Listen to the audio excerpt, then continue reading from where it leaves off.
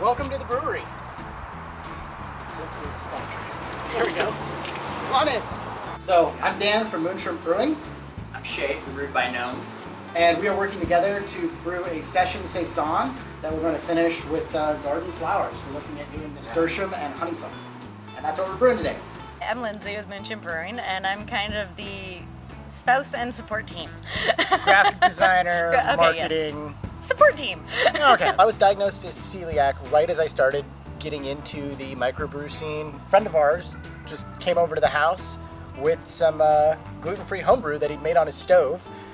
And it wasn't very good, but it showed me that you can just make beer, which was his point, that I should stop feeling sorry for myself and just homebrew and just make beer.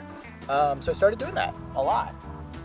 So this is the whole brewing setup here, with the mash tuns, water heater, oil kettle, and then the beer will be taken out of the kettle, put through the pump, goes through a chilling coil, and into the room here with the fermenters. It's hard to brew with gluten-free grains because the grains themselves aren't interested in becoming beer. They take prodding, they take persuading, they take extra sugar additions. It's a difficult process simply because we're starting with much more difficult ingredients. It's a lot of work, but it's been a lot of fun too. Yeah. Not always a lot of sleeping. Yeah.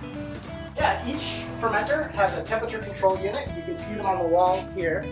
That system is run by this glycol chiller that sits in the corner here that I made out of free things and spare parts.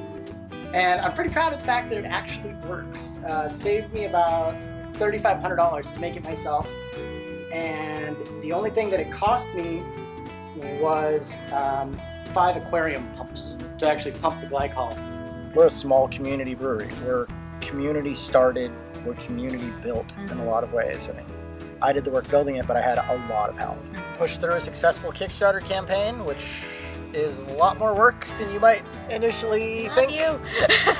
Thank you, world. And then this is where the beer goes. So once the beer is bottled or kegged, it comes into here. On Tuesdays, I sell beer out this window. So I hang this here, and we do dock sales. Probably the biggest question we get asked, other than wow, your beer is actually gluten-free, is where did the name come from? And why is it named Moonshrimp? And what the hell is a moonshrimp?